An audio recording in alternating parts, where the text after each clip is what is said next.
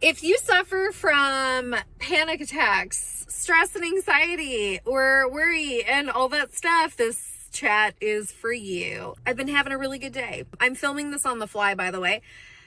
The reason for that is because I am recovering from a panic attack that I still can feel a little bit of. And the reason I want to share this with you is because I think a lot of us tend to have panic attacks and worry and stress and anxiety, and we want something. I guess, what am I even saying? Because I'm still panicking. Okay. Focus. We want to be able to help ourselves get out of that quickly and to help us recover more permanently, so that it's not just, oh, I don't have a panic attack anymore. It's, I'm no longer having a panic attack, and I feel confident in the fact that I will recover faster next time. So I want to share with you guys something that I think about even when I'm not panicking, when I have stress and anxiety or a migraine, or I'm worrying, maybe I'm a little angry. All of those things that, as you know from this channel, have to do with that brain in survival mode, trying to protect you.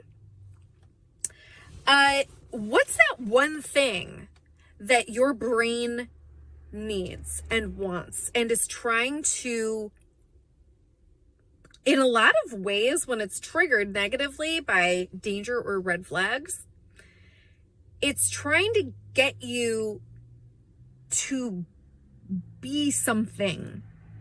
And if you've been on this channel with me, you know what that is.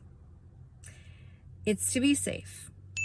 The hack that I want to share with you is literally just that. When I'm in those moments, if I remember, especially when I have come down from having a panic attack, literally asking myself two versions of safety. One, am I socially safe? Because I know a lot of panic and stress and anxiety and worry and anger and panic attacks, brain fog, all that stuff, like I'm having a little bit right now, comes from fear of not being socially safe, especially if you've had a history of trauma, of being surrounded by toxic people, of being bullied. I've experienced all of those things growing up systemically. So your brain could be like mine, where it's just been taught to constantly feel socially unsafe, social anxiety, social panic, all that stuff. And even though I feel very confident in myself, I am not confident in others when it comes to myself, if that makes sense. We'll talk about that in the future. If you want to know more, let me know below. But anyway, so I ask myself that question, and most of the time when I think about it, the answer is yes. And that helps. That helps my brain to know, okay, I'm safe. The people that are in my life, I am right now probably safe. And then asking yourself the number one goal here, right? With everything that you suffer through when it comes to survival mode, stress and anxiety, panic, all that stuff, is, are you safe physically right now? And hopefully the answer is yes.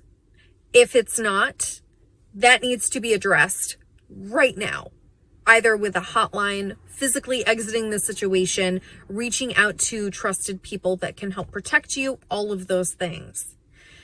If you don't feel safe physically right now, I am sending you love. I can empathize with you. You are not alone.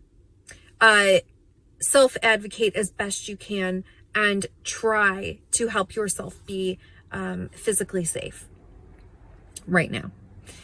Most of the time, I would have to say 99% of the time when I ask myself that now, as an adult, The answer is yes. But what's really great about that question, am I physically safe right now, is that it forces you to focus on outside of you, because so much about what you suffer with and what I suffer with is in here. The focus is not out here, it's in here. It's constantly in here and in the back and rummaging through all the stuff that sort of, we live with every day. And to ask yourself, are you physically safe right now, helps you to become more present. And what's so great about it is it helps you to understand that if you are in fact physically safe right now, as far as you know, you actually have that ultimate gift, that ultimate thing that your brain wants. You actually have the thing your brain strives every single moment of every single day to get you to be and be in: physical safety. And ta-da, you most likely have that. And by golly, what a gift, right? I mean, you might not still feel that great. I feel ya. Doesn't fix all the problems. But the more you check in and you ask yourself these questions, even when you're not panicking, even when you're just feeling good, it can boost your mood. It can help you to feel more confident in just existing in your physical space, in your relationships. It can actually help your brain, I have found for me personally, to not freak out as much, to not alarm as much about certain things, and to feel more steady and solid. So you don't panic as much, you don't stress as much, you don't have as much anxiety. And that's what we all want, right? What does that have to do with me driving? Well, I haven't had a panic attack in a really long time. Used to have them all the time when I was driving, but I didn't know that they were panic attacks. We'll talk about that in the future. But I was having a good day. And, sometimes you panic. Sometimes you can have a panic attack. When you're feeling good, so I decide to pull over and address it, stress hacks, panic hacks, all that stuff. I will link those below. I realized that I was panicking because I was feeling good.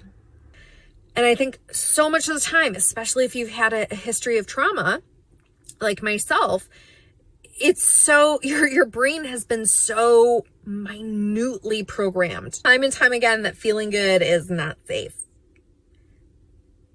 And you don't deserve it. And, today I just kind of let myself willy-nilly feel good.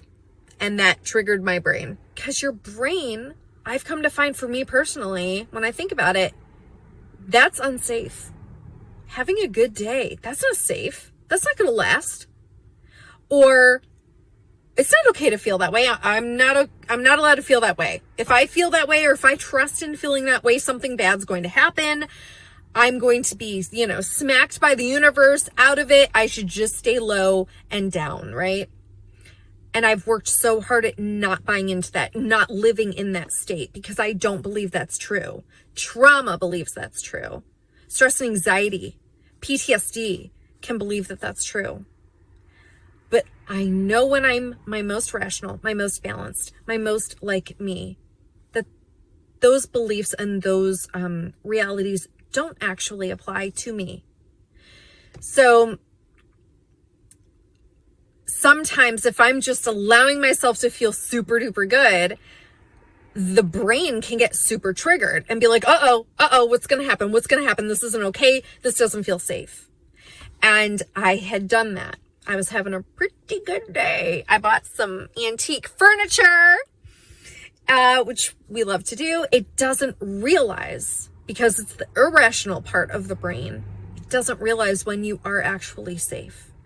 So if you want us to talk about that more in the future, let me know in the comments below. And if you want to know more about how I deal with panic attacks while driving, because it's something that I have had to conquer and feel confident in, feel free to let me know in the comments below. But let me know if this connected with you, and feel free to share this with others. I'm going to take another moment, and then I'm going to try to head home again. So, thank you for being here. Bye.